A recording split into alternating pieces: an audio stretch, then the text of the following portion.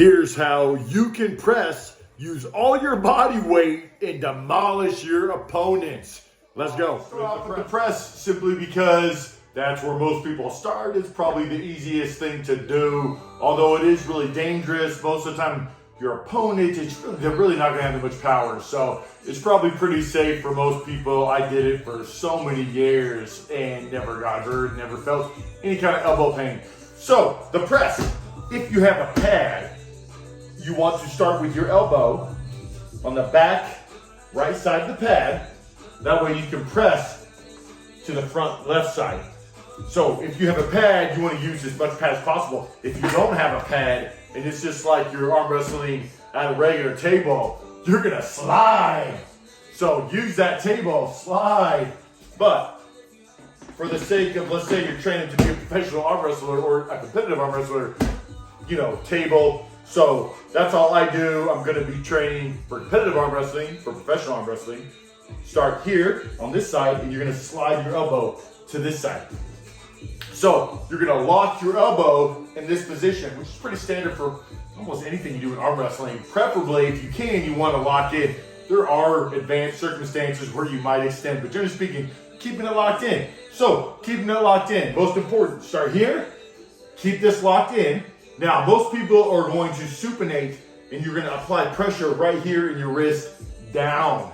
So pressing down, so most pressure here, supinate in, press down. Start here, keep this tight. Experiment with your foot placement. And so, I guess let me just show you that real quick. One presser in the world, Jerry, puts his foot up like this, and then he will press his leg out as he comes down. So almost like a single leg press. I've experimented in the gym, and I can push the most weight using that leg technique.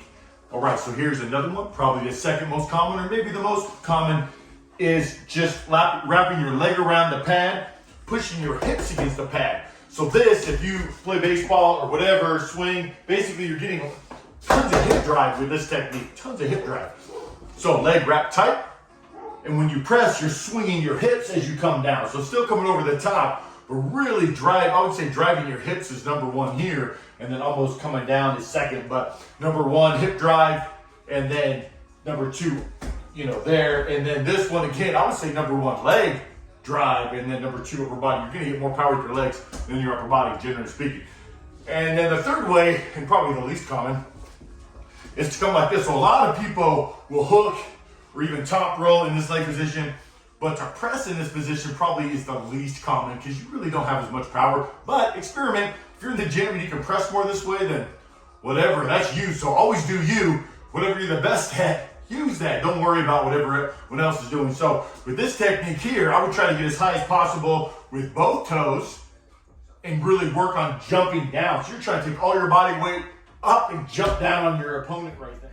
I encourage everyone to go in the gym, practice all the different styles of leg movements, all the different styles of upper body movements, find out where you're the strongest, take that to practice and try to find out where you're the strongest. All right, so we got the foot placement. Again, I like to put my foot up, so we're gonna do that. Will be the back side here. And as soon as you go for the press, if it's on ready, go. As soon as you go, the most important thing is swinging your shoulder behind it.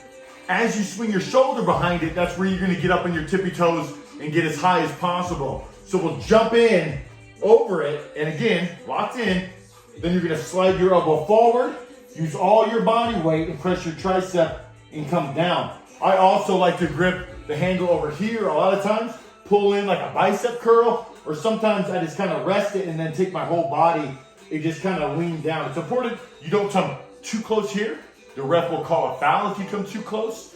But again, if you keep this locked in position, keep this gap, you're gonna be safe and you won't get a foul. So all right, so no matter what technique you choose, and again, experiment with all of them, see where you're the strongest, it's important to flex your chest like a pec deck. I like to do that first. Then after you get your pec tight, you always should feel your lats kind of taking off. Flex your lats as hard as you can. Then you're gonna flex your bicep, and then you're gonna lock this into position right there. Do lots of practice isometric holding this position, because if you can hold this position, you're going to be a lot stronger in everything. In something like the press, you got to be able to hold this position. So chest, pec deck, flex it, lats, flex it. That's locked in. And that's kind of your bread and butter for arm wrestling anyway, generally speaking. In, flex the pec, flex the lats, flex the bicep, keep it tight, cupping, always got to cup. And then from there, supinate press, supinate hook, pronate top row, but if possible, always tucked in and tight. So that's also very, very important. So any questions on the press, please leave a comment below. If you can add some kind of technique that I missed, please leave a comment below. I'm always learning. I'm never going to stop learning. So the minute you stop learning is the minute you stop growing. I truly believe that. I love to learn. I think most people like to learn because you grow and it just feels good. So if you're into arm wrestling just for fun, or you want to become a professional, or you just want to be a competitive arm wrestler, keep listening for more tips. I'm going to break everything down. If you have something you want to learn, go ahead and leave that in the comments and I can make a video on that. I love doing stuff like this. It's my passion. So here's to your gains. Let's make 2023 an epic year. If you're watching this a little bit later, let's make whatever year it is next level epic. So always moving forward. Might get a step back, then two forward, but every day a little bit more. You are limitless. Say it so, and it is done. Here's to your gains.